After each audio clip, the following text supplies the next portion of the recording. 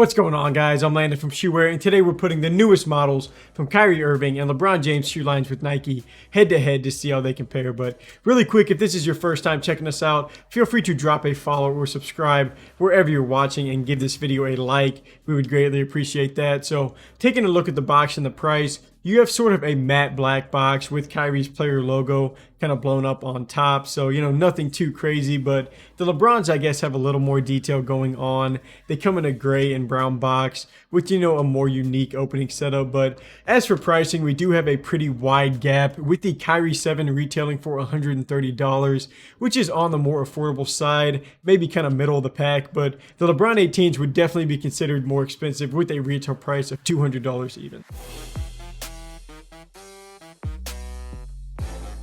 So checking out the appearance for these shoes and just starting off with the colorways, today we're looking at the Nike Kyrie 7 Weatherman versus the LeBron 18 Goat Vision. So, two pretty fun color schemes. The LeBron is actually sort of a team up with WNBA star Diana Taurasi, just for this specific design. It kind of features some of her accomplishments and stuff like that. So I thought that was pretty cool. And then for Kyrie's colorway, it's kind of a playoff of Kevin Durant's line whenever he was releasing this Weatherman color scheme, years ago. So the green is kind of meant to resemble a green screen used in forecasting the weather. And then, the orange and the red colors kind of represent a heat map. So, honestly, the details on both of these shoes are pretty cool. But, focusing on the look for both models, starting with the Kyrie 7, you'll see that Nike took the strap off of this year's design after having it on the Kyrie 6. And, honestly, I wish they just put it back. But, the black lace locks on the upper also kind of makes the number 11, which is the number that Kyrie wears on the court, whenever he's playing, of course. But then you kind of have the Illuminati looking eyes on the back,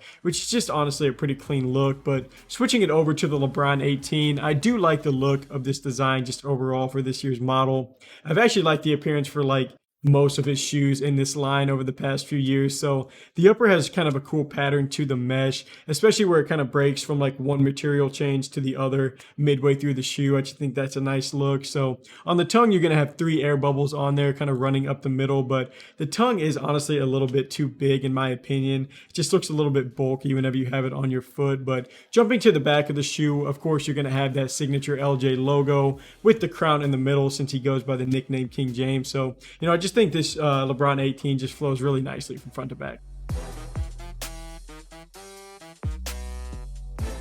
So now focusing more on the performance side, I'll start off with the cushioning for each shoe. So the Kyrie 7s kind of feature a large Air Zoom turbo unit in the forefoot of the shoe, or kind of just the front portion. So that's going to be curved to kind of bend in multiple directions. So you can even see it labeled in that kind of lime green portion on the shoe, and you can honestly feel that at play right away. It kind of delivers a nice and responsive feel. And then, for the LeBron 18, Nike used a full-length Zoom Air unit with some additional Max Air kind of placed under the heel that extends up the shoe. So, cushion stayed about the same for both of these designs. The Nike Kyrie 6 was maybe a little bit more comfy, but, definitely not by much at all. For the materials, like I touched on earlier, they did take the strap away from the Kyrie 6 and they went with no strap on the Kyrie 7 model, but it didn't really affect or change all that much. The upper is mostly textiles, but they still keep your foot under control, and some of that is going to be thanks to those lace locks like I mentioned in the appearance section, these little black pieces right there. But whenever you tighten the laces, you can really just feel your foot being strapped into the shoe, so I definitely did like that. And then for the LeBron 18, these do feature a Knit Posit 2.0 design for the upper, which was designed to keep these breathable.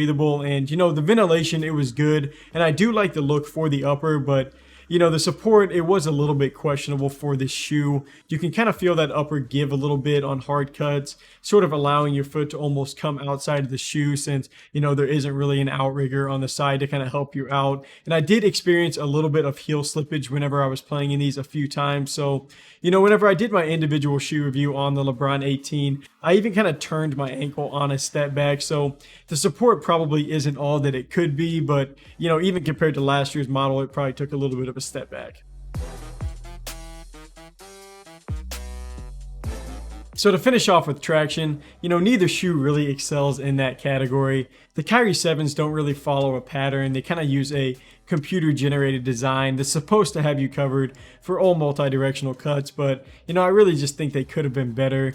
There's too many inconsistencies this year, and they'll play good for a while and then you'll kind of catch yourself slipping. So I mean, keeping them clean is definitely important, but I still think they took a step back from last year's Kyrie 6. And then as for the LeBron 18, I was hoping for a little bit more in that area too on this model. I mean, these do have a diamond pattern in the front half of the shoe that kind of transitions into like a bumpy design or something like that in the back half. But, I found myself slipping in these too. I mean, the traction may have gotten a little bit better from last year's design, but that isn't really saying much because the LeBron 17s kind of struggle with traction too. But, as for sizing, true to size should work for both of these models.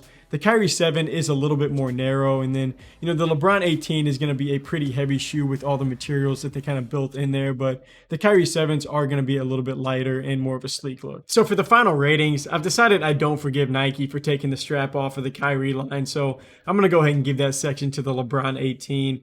This is honestly one of my favorite LeBron shoes, just kind of based off of looks in a while. I think that these came out really nice. And then for cushioning, you can tell that Nike probably put a little bit more into the LeBron 18 line, just overall with that full length Zoom Air unit, plus the max air cushioning. So that's not really to say that the Kyrie 7s are uncomfortable, but the selling point on the LeBron 18s would definitely be cushioning, so they're going to win that category there. But as for materials, these are pretty even, so I'm going to give that a tie because the materials do kind of play into the support a little bit. And while the LeBrons cost more, and Nike probably ultimately put more money into the LeBron 18 than they did the Kyrie 7, the support just really wasn't there. I mean, the upper kind of serves more for looks than performance in my opinion, but for the Kyrie 7s, the lateral containment was super nice. I mean, you felt locked in the whole time. But to finish off with traction, both of these shoes could use some work in that area. The Kyries are a little bit stickier, but, at the same time, you can't always be certain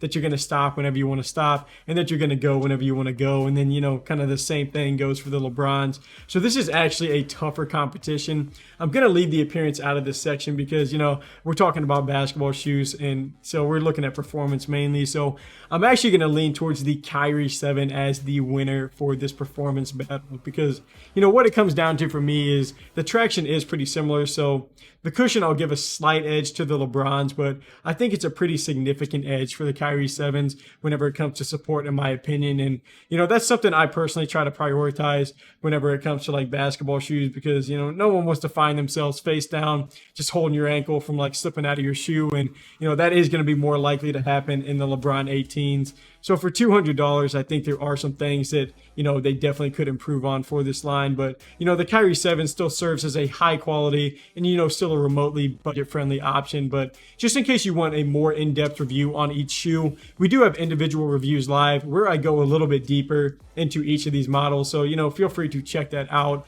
And then if you're interested in purchasing one or both of these shoes, just check out the links in the description below. And feel free to leave a comment below if you like this video or just any other shoes, letting us know any other shoes you may want me to check out. But until next review, I'm Landon from Shoeware. Peace.